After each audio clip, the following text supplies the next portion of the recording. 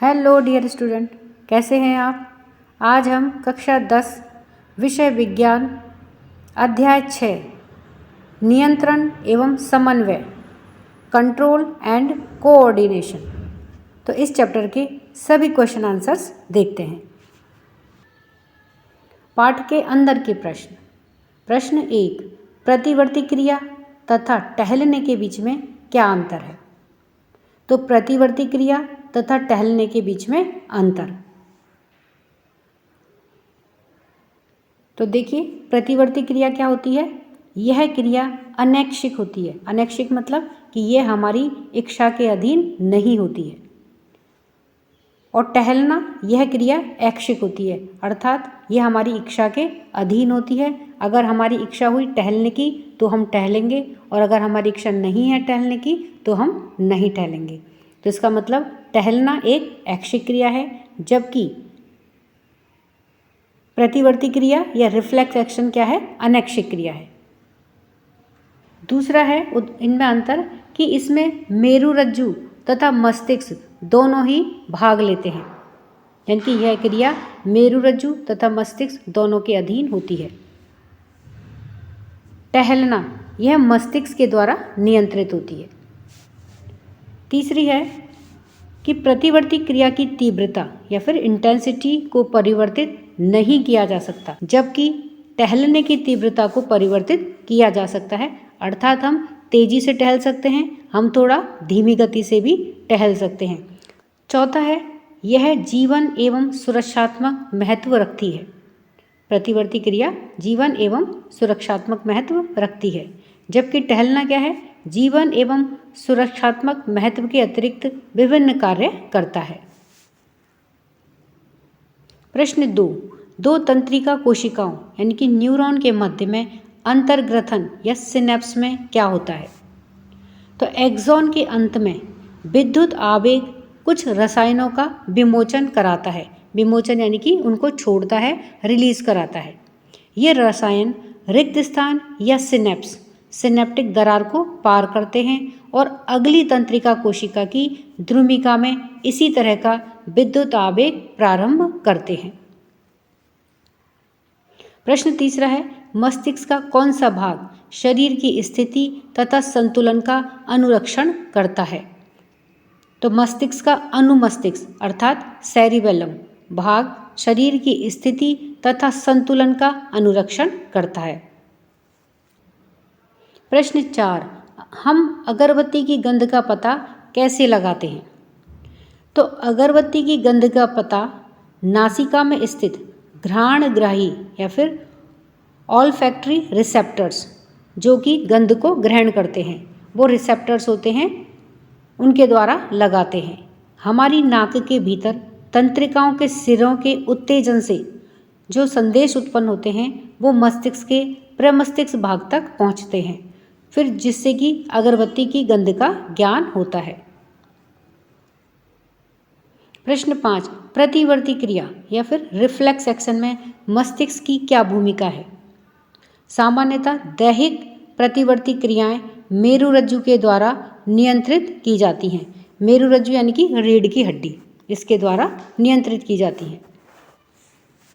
तथापि मध्य मस्तिष्क सिर, गर्दन एवं धड़ की प्रतिवर्ती क्रियाओं का नियंत्रण करता है। अर्थात हमारा जो सिर है, गर्दन है और धड़ है, इसकी जो जितनी भी प्रतिवर्ती क्रियाएं होती हैं ये सभी मध्य मस्तिष्क के द्वारा नियंत्रित की जाती हैं।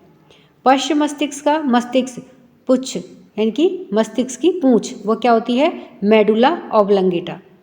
यह हृदय के स्पंदन को, श्वास की दर को, खांसना, छींकना, लार का स्त्रवण, रुधिर का दाब, वमन यानी कि उल्टी, पसीना आदि क्रियाओं का नियमन करता है।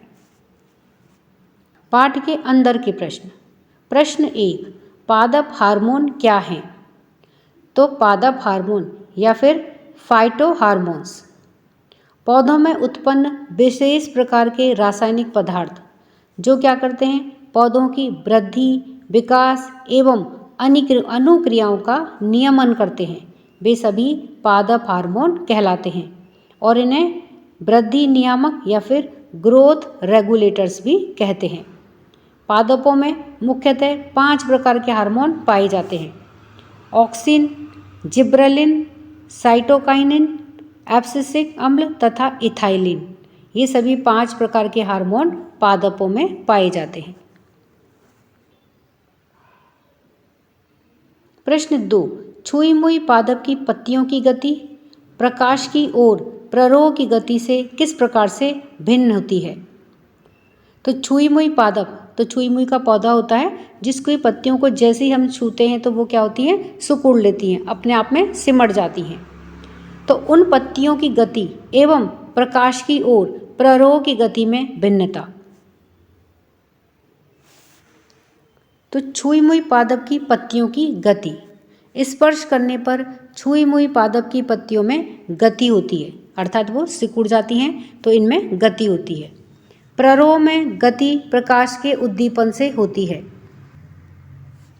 दूसरा है, इस प्रकार की गति को स्पर्शानुकुंचन कहते हैं, अर्थात स्पर्श करने से इसमें जो संकुचन होता है, जो सिकुड़न होती है, उसको क्या कहते हैं? इस प्रकार की गति को स्पर्शानुकुंचन कहते हैं। और ये प्रकाश के कारण इसमें गति हुई है, इसलिए प्ररोह की गति को क्या कहते हैं? प्रकाशानुवर्तन कहते हैं, क्योंकि इसमें जो गति है वह प्रकाश की वजह से हुई है। तीसरा है, यह उद्दीपन की दिशा पर निर्भर नहीं होती है, अर्थात हमने पत्ती को किधर से छुआ है इसकी दिशा पर इसकी गति निर्भर नहीं करती है। प्ररोह में क्या होता है? यह उद्दीपन की दिशा पर निर्भर करता है, अर्थात प्रकाश प्ररोह को किधर से मिल रहा है तो उद्दीपन की दिशा पर प्ररोह की गति निर्भर करती है। चौथा है, यह कोशिकाओं में से अचानक से जल के निकल जाने से उत्पन्न होती है, जबकि प्ररोह में दोनों ओर असमान वृद्धि से उत्पन्न होती है। पांचवा है, यह वृद्धि गति नहीं है, अर्थात इसमें जब हम पत्ती को छूते हैं तो इसमें वृद्धि नहीं होती है, जबकि इसमें क्या होता है? यह वृद्धि गति है। छठा है, यह तीव्र गति से होती है, और प्ररोह में क्या होता है? यह धीमी गति से होती है। तो इस प्रकार से यह छुई मुई पादप की पत्तियों की गति और प्ररोह की गति में अंतर है। प्रश्न 3, एक पादप हार्मोन का उदाहरण दीजिए जो वृद्धि को बढ़ाता है। तो ऑक्सिन एक पादप हार्मोन है जो वृद्धि को बढ़ाता है, अर्थात पौधे में जो वृद्धि होती है उसके लिए कौन जिम्मेदार होता है? Auxin hormone. प्रश्न 4, किसी सहारे के चारों ओर एक प्रतान की वृद्धि में ऑक्सिन किस प्रकार से सहायक है? तो प्रतान यानी कि टेंड्रिल स्पर्श के प्रति संवेदनशील है, अर्थात स्पर्शानुवर्तन या थिग्मोट्रोपिज्म गति प्रदर्शित करता है। स्पर्श से उसमें गति होती है, स्पर्श के प्रति वह संवेदनशील होता है। जब यह किसी आधार के संपर्क में आता है तो इसमें स्थित ऑक्सिन स्पर्श के दूसरी ओर विसरित हो जाता है। तो प्रतान क्या होता है? सबसे पहले तो जैसे बेल वगैरह जो जमीन पे नीचे फैलती हैं उनमें पतली पतली धागे के नुमा जो रचनाएं निकलती हैं वे क्या कहलाती हैं? प्रतान या टेंड्रिल कहलाते हैं। और जब ये किसी आधार या सहारे के साथ में आगे बढ़ती हैं तो इनमें स्थित जो ऑक्सिन होता है वह स्पर्श के दूसरी ओर विसरित हो जाता है, जिससे दूसरी ओर की कोशिकाएं अधिक विवर्धन करने लगती हैं और प्रतान विपरीत दिशा में मुड़ जाता है। इस प्रकार प्रतान सहारे के चारों ओर कुंडलित होकर के वृद्धि करता है। प्रश्न 5, जलानुवर्तन दर्शाने के लिए एक प्रयोग की अभिकल्पना कीजिए। तो जलानुवर्तन अर्थात हाइड्रोट्रोपिज्म यानी कि जल की ओर गति करना, ये क्या कहलाता है? जलानुवर्तन। जब पौधे जल के प्रति संवेदनशील हों, तो जब पौधे के किसी अंग की गति जल के उद्दीपन के कारण होती है तो इसे जलानुवर्तन गति कहते हैं। जैसे जड़ें नमी की ओर बढ़ती हैं, अतः इसे धनात्मक जलानुवर्ती या फिर पॉजिटिवली हाइड्रोट्रोपिक कहते हैं। जलानुवर्तन दर्शाने के लिए प्रयोग। तो सर्वप्रथम एक बड़ा बर्तन लेकर के उसे मिट्टी से भर देंगे। तो यहाँ पर देखिए ये एक बड़ा बर्तन लिया गया है जिससे कि मिट्टी से भर दिया गया। ये क्या है? मिट्टी है। इस मिट्टी से इस बर्तन को भर देते हैं। इसके एक सिरे पर एक पौधा लगाएंगे। तो देखिए ये पौधा लगा हुआ है। बर्तन में पौधे के दूसरी तरफ एक नली को मिट्टी में गाड़ देंगे। तो देखिए ये एक नली ली गई है जिसे मिट्टी में गाड़ दिया है और प्रतिदिन नली में पानी डालेंगे। अब इस नली में से डेली पानी डालना है। लगभग 7-8 दिन के बाद में जब पौधे की मिट्टी को हटा करके देखते हैं तो देखते हैं कि पौधे की जड़ें उस तरफ बढ़ रही हैं जिस तरफ नली से पानी डाला जा रहा था। तो देखिए ये पौधे की जड़ें इस तरफ बढ़ रही हैं और यहाँ पर हमने पानी डाला है। तो अर्थात जो पौधों की जड़ें हैं वे पानी की तरफ बढ़ रही हैं, यानी कि पानी की तरफ वो अपना उद्दीपन दिखा रही हैं।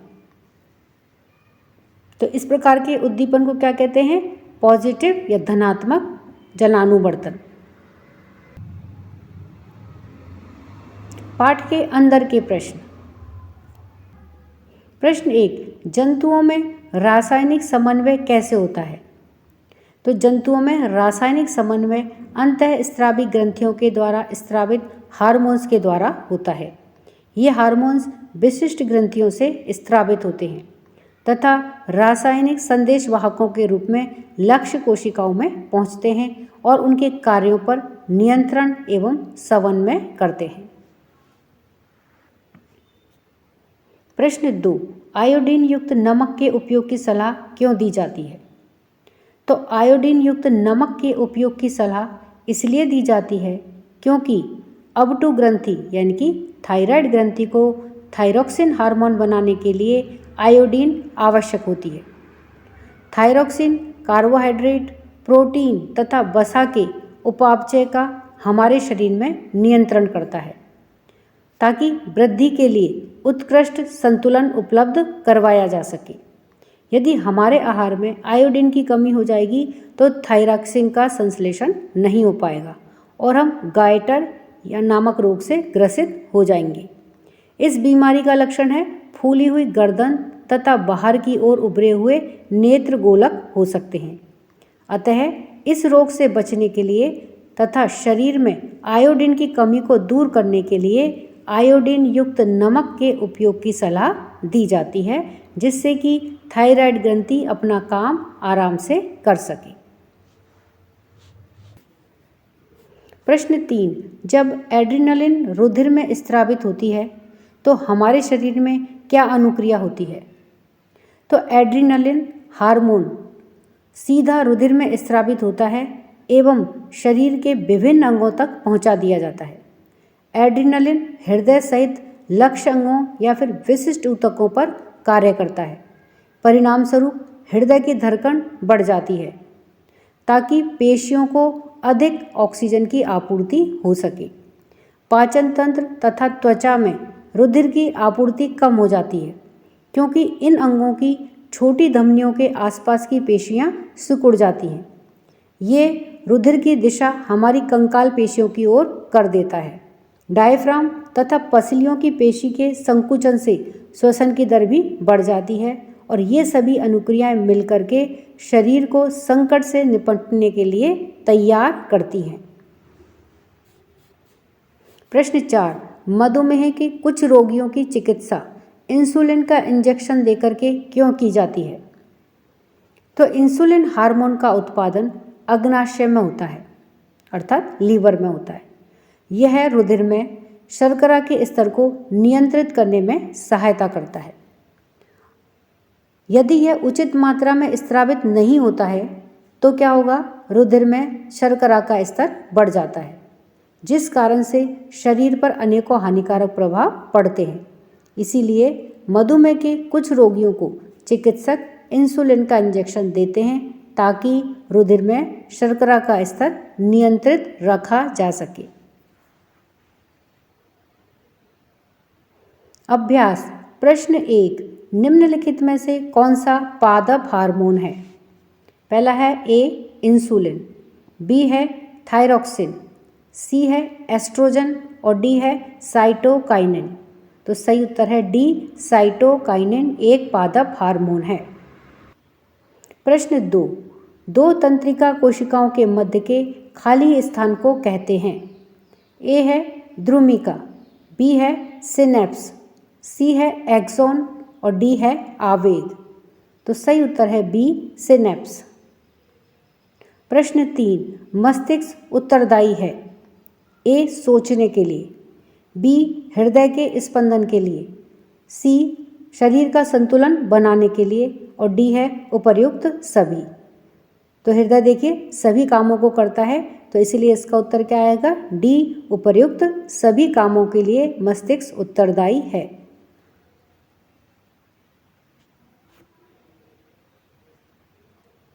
हमारे शरीर में ग्राही का क्या कार्य है? ऐसी स्थिति पर विचार कीजिए जहां ग्राही उचित प्रकार से कार्य नहीं कर रहे हो। क्या समस्याएं उत्पन्न हो सकती हैं? ग्राही अर्थात रिसेप्टर। तो हमारे शरीर में बाहरी वातावरण में होने वाले विभिन्न प्रकार के उद्दीपनों को ग्रहण करने के लिए विशेष प्रकार की संरचना पाई जाती है, जिन्हें हम ग्राही अंग या फिर संवेदी अंग या ज्ञानेंद्रियां, हमारे सेंस ऑर्गन कहते हैं।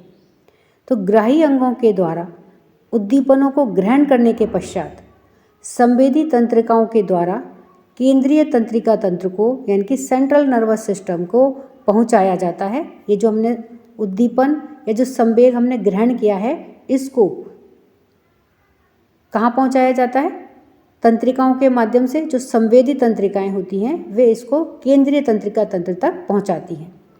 हमें गंध का ज्ञान घ्राण ग्राही के द्वारा, स्वाद का ज्ञान स्वाद ग्राही के द्वारा, स्पर्श का ज्ञान त्वक ग्राही के यानी कि त्वचा के द्वारा, ध्वनि तथा संतुलन का ज्ञान श्रवणों संतुलन ग्राही के द्वारा होता है। और अगर ये ग्राही उचित रूप से कार्य नहीं करेंगी तो क्या होगा? हमें किसी भी प्रकार के जो हमारे ग्राही हैं हम उनको ग्रहण ही नहीं पाएंगे और हम किसी के भी प्रति क्रिया नहीं कर पाएंगे।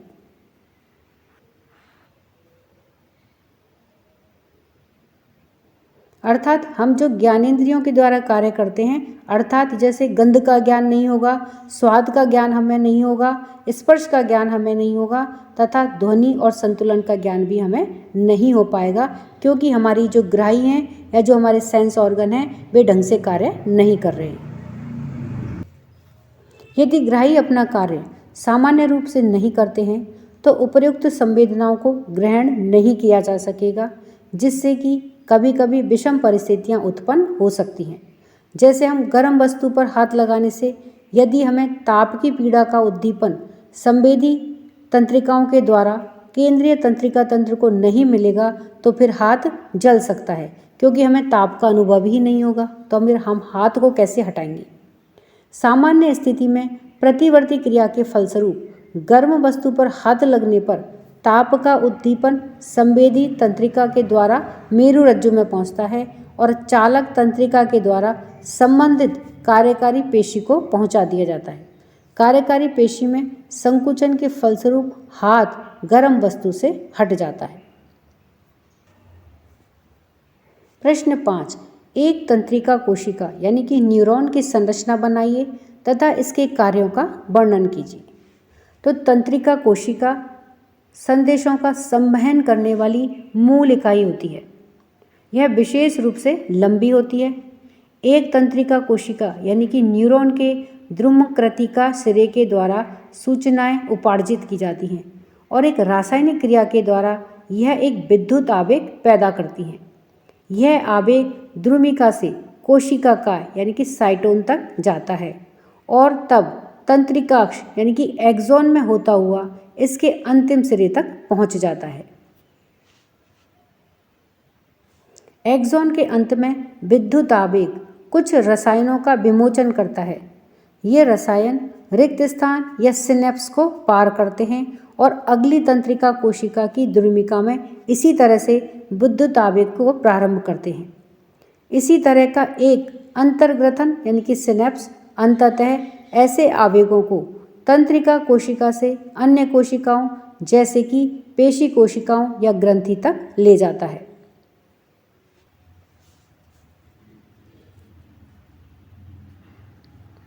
ये तंत्रिका कोशिका न्यूरॉन की संरचना का चित्र है। प्रश्न 6, पादप में प्रकाशानुवर्तन किस प्रकार से होता है? तो प्रकाशानुवर्तन यानी कि फोटोट्रोपिज्म, पादप प्ररोह का प्रकाश की ओर गति करना क्या कहलाता है? प्रकाशानुवर्तन कहलाता है।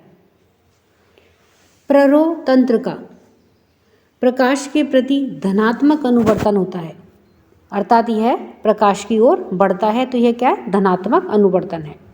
और जड़ें ऋणात्मक अनुवर्तन दर्शाती हैं, अर्थात जो पादप का ऊपरी हिस्सा है वह तो प्रकाश की ओर जाता है तो वह तो हुआ धनात्मक अनुवर्तन, और जड़ें होती हैं वे इसके विपरीत जाती हैं, वे क्या कहलाती हैं? ऋणात्मक अनुवर्तन को दर्शाती हैं।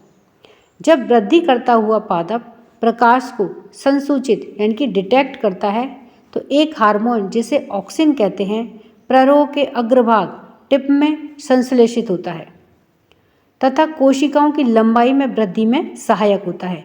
तो ऑक्सिन के कारण क्या होती है? ये कोशिकाएं लंबाई में वृद्धि करती हैं। जब पादप पर एक ओर से प्रकाश आ रहा है तब ऑक्सिन विसरित होकर के प्ररोह के छाया वाले भाग में आ जाता है। प्ररोह की प्रकाश से दूर वाली दिशा में ऑक्सिन का सांद्रण कोशिकाओं को लंबाई में वृद्धि के लिए उद्दीप्त करता है, अतः पादप प्रकाश की ओर मुड़ता हुआ दिखाई देता है। प्रश्न 7, मेरुरज्जु आघात में किन संकेतों के आने में व्यवधान होगा? यानी कि अगर मेरुरज्जु में कोई आघात लग जाए, चोट लग जाए तो क्या संकेत आने में व्यवधान होगा? तो मेरुरज्जु या फिर स्पाइनल कॉर्ड आघात में निम्न संकेतों के आने में व्यवधान होगा। पहला, संवेदी आवेगों को मस्तिष्क की ओर ले जाने हेतु मार्ग प्रदान करने में व्यवधान होगा। प्रेरक आवेगों को मस्तिष्क से ले जाने हेतु मार्ग प्रदान करने में व्यवधान होगा, अर्थात हमारी पेशियों तक कोई संदेश पहुंचाना है हमारे मस्तिष्क से, तो उसके लिए मार्ग कौन देता है? स्पाइनल कॉर्ड या मेरुरज्जु। तो मस्तिष्क से भी कोई भी संदेश शरीर के बाकी हिस्सों में नहीं पहुंच पाएगा तो उनका भी मार्ग अवरुद्ध होगा। तीसरा, ऐसी प्रतिवर्ती क्रियाओं के नियमन व संचालन में व्यवधान होगा जिनमें मस्तिष्क संबंधित नहीं होता है, अर्थात जो मेरुरज्जु से संचालित होती हैं तो उन प्रतिवर्ती क्रियाओं के संचालन में नियमन में व्यवधान होगा।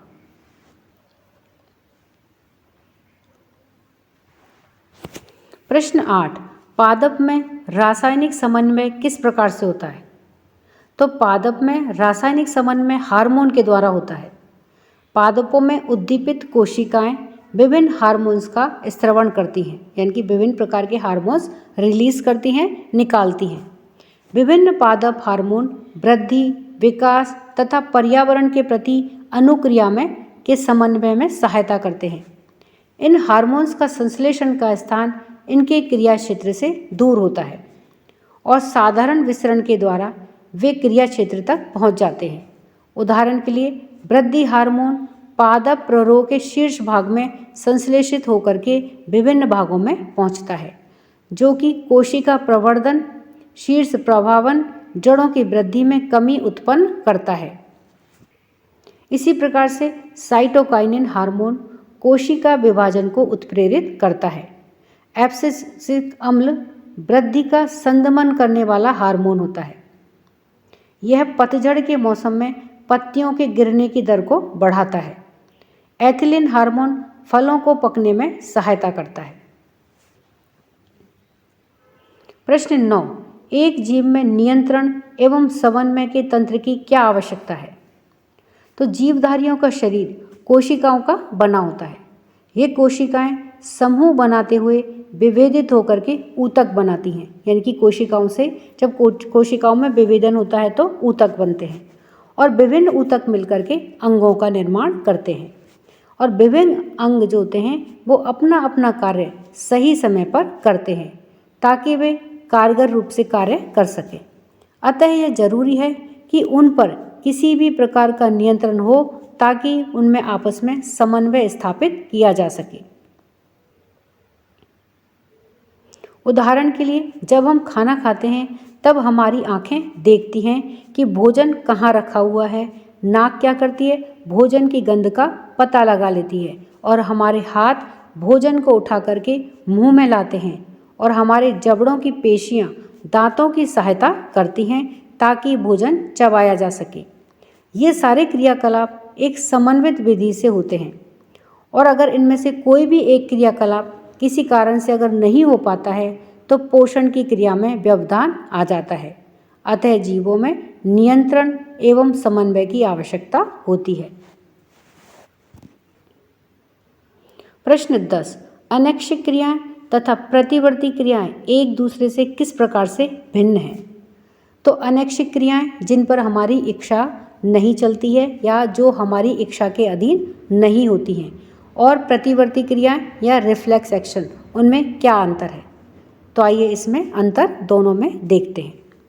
तो देखिए, अनैच्छिक क्रियाएं ये मध्य मस्तिष्क व पश्चिम मस्तिष्क के द्वारा नियंत्रित होती है। और रिफ्लेक्स एक्शन में क्या होता है या प्रतिवर्ती क्रियाओं में क्या होती हैं? ये क्रियाएं मेरुरज्जु यानी कि केंद्रीय तंत्रिका तंत्र, सेंट्रल नर्वस सिस्टम के द्वारा नियंत्रित होती हैं। अनैच्छिक क्रियाएं ये अचानक से नहीं होती हैं, जबकि प्रतिवर्ती क्रियाएं क्या होती हैं? ये अचानक से होती हैं। जैसे गर्म तवे पर हमारा हाथ लगा और हम तुरंत से हाथ को हटा लेते हैं, तो ये क्या हुई? रिफ्लेक्स एक्शन हुई या प्रतिवर्ती क्रिया हुई। तो ये अचानक से होती है। तीसरा है, कभी कभी उद्दीपन व अनुक्रिया के बीच में गैप होता है। ये क्या होती हैं? तुरंत होती हैं, अर्थात इनमें गैप नहीं होता है। अनैच्छिक क्रियाएं या पेशियां ये अनैच्छिक पेशियों के द्वारा होती हैं, यानी कि जो अनैच्छिक क्रियाएं हैं या इनवॉल्यूंटरी एक्शंस हैं, ये किसके द्वारा होती हैं? अनैच्छिक पेशियों के द्वारा होती हैं। ये ऐच्छिक पेशियों तथा ग्रंथियों के द्वारा होती हैं। पांचवा है, ये बाह्य प्रतिबंधों के द्वारा प्रभावित नहीं होती हैं, अर्थात जो अनैच्छिक क्रिया हैं इनके ऊपर अगर बाहर से कोई प्रतिबंध लगा दिया जाए तब भी ये अपने हिसाब से घटित होती हैं। जैसे हृदय का धड़कना क्या है? अनैच्छिक क्रिया है, उसका हमारी इच्छा के ऊपर कोई नियंत्रण नहीं है। तो अगर हम बाहर से कुछ प्रतिबंध लगा देंगे तब भी हृदय धड़कता रहेगा, क्योंकि वह अनैच्छिक क्रिया का उदाहरण है। जबकि प्रतिवर्ती क्रियाओं में क्या होगा कि ये प्रतिबंधित हो सकती हैं। छठा है, इसका उदाहरण है हृदय की क्रिया, अर्थात हृदय का जो धड़कना है वह अनैच्छिक क्रिया का उदाहरण है। प्रतिवर्ती क्रिया में सुई चुभ जाने पर हाथ को झटके से पीछे की ओर खींचना, तो यह प्रतिवर्ती क्रियाओं का उदाहरण है। प्रश्न 11, जंतुओं में नियंत्रण एवं समन्वय के लिए तंत्रिका तथा हार्मोन क्रियाविधि की तुलना तथा व्यतिरेक यानी कि कंट्रास्ट कीजिए, उसको समझाइए। तो जंतुओं में नियंत्रण एवं समन्वय के लिए तंत्रिका तथा हार्मोन की क्रियाविधि की तुलना एवं व्यतिरेक निम्न प्रकार से है कि इसमें तंत्रिका की क्रियाविधि किस प्रकार से होती है और हार्मोन की क्रियाविधि किस प्रकार से होती है। तो तंत्रिका की क्रियाविधि क्या है? यह है केंद्रीय तंत्रिका तंत्र परिधीय तंत्रिका तंत्र के मध्य तंत्रिकीय आवेगों से मिलकर के बनती है। जबकि हार्मोन की क्रियाविधि यह अंतःस्रावी ग्रंथियों के द्वारा स्रावित हार्मोन से होती है। दूसरा है, इसमें प्रतिक्रिया समय अत्यंत ही कम होता है, जबकि इसमें हार्मोन की क्रियाविधि में क्या होता है कि प्रतिक्रिया का समय लंबा होता है। तीसरा है, तंत्रिकीय आवेग कार्य में विशिष्टीकृत नहीं होते हैं, जबकि हार्मोन्स में क्या होता है कि प्रत्येक हार्मोन का एक विशिष्ट कार्य होता है। चौथा है, इसमें सूचना का प्रवाह तीव्र होता है, यानी कि इनका कार्य बहुत तीव्र है, जबकि इसमें सूचना का प्रवाह धीमी गति से होता है, अर्थात जो हार्मोन्स होते हैं वो धीमी गति से कार्य करते हैं। पांचवा है, तंत्रिकीय आवेग का उत्पन्न होना उद्दीपन की उपस्थिति पर निर्भर करता है, यानी कि जब उद्दीपन होगा तब ही तंत्रिका आवेग उपस्थित होगा। जबकि हार्मोन में क्या है कि हार्मोन का स्रवण पुनर्वनन क्रियाविधि के द्वारा नियंत्रित होता है। छठा है, इसके द्वारा वृद्धि एवं विकास का नियंत्रण अल्प होता है, जबकि हार्मोन की क्रियाविधि में क्या है कि यह तंत्र वृद्धि एवं विकास को नियंत्रित करता है। तो इस प्रकार से तंत्रिका की क्रियाविधि और हार्मोन की क्रियाविधि में अंतर है। प्रश्न 12, छुई मुई पादप में गति तथा हमारी टांग में होने वाली गति के तरीके में क्या अंतर है? तो छुई मुई पादप में गति एवं हमारी टांग में होने वाली गति में अंतर। तो छुई मुई पादप में गति, छुई मुई पादप में गति आघात करने पर या फिर स्पर्श करने के फलस्वरूप होती है। यानी कि जब हम छुई मुई पौधे की पत्ती को छूते हैं तो स्पर्श करने पर या फिर उस पर आघात करने के परिणाम स्वरूप ही उसमें गति होती है। जबकि टांग में गति हमारी इच्छा शक्ति या फिर हमारी आवश्यकता के अनुसार होती है। दूसरा है कि इसमें सूचना स्थानांतरण हेतु विशिष्ट ऊतकों का अभाव होता है, जबकि तंत्रिकाएं इसमें भाग लेती हैं। जब हम टांग में गति करते हैं तो क्या होता है, तंत्रिकाएं भाग लेती हैं, अर्थात तंत्रिकाएं टांग की गति के संदेश को लेकर के जाती हैं। तीसरा है, यह गति पर्णवृंत तल्प या पेल्विस की मृदुतक कोशिकाओं के फ्लैसिड होने के कारण होती हैं, श्लथ होने के कारण होती हैं। जबकि टांग को मोड़ना एवं फैलाना पेशियों की सहायता से किया जाता है। चौथा है, छुई मुई पादप में पाई जाने वाली गति को स्पर्शनांकुंचन कहते हैं, अर्थात ये स्पर्श के कारण होती है, इसलिए इसको स्पर्शानांकुंचन कहते हैं। जबकि टांग में होने वाली गति कैसी है, इसको ऐच्छिक गति कहते हैं, यह हमारी इच्छा के अनुसार होती है। पांचवा है, पादप कोशिकाओं में गति हेतु विशिष्ट प्रोटीन नहीं होते हैं, जबकि टांग में क्या है, इसकी कोशिकाओं में गति हेतु विशिष्ट प्रोटीन पाए जाते हैं। तो इस प्रकार से ये छुई मुई पादप में गति और टांग में होने वाली गति में अंतर है। तो इस तरह से बच्चों हमने इस पाठ से संबंधित सभी प्रश्न उत्तरों को देखा है। वीडियो पसंद आने पर वीडियो को लाइक करें, शेयर करें। चैनल पर नए हैं तो सब्सक्राइब करना ना भूलें। मिलते हैं नई वीडियो में। इसी के साथ धन्यवाद।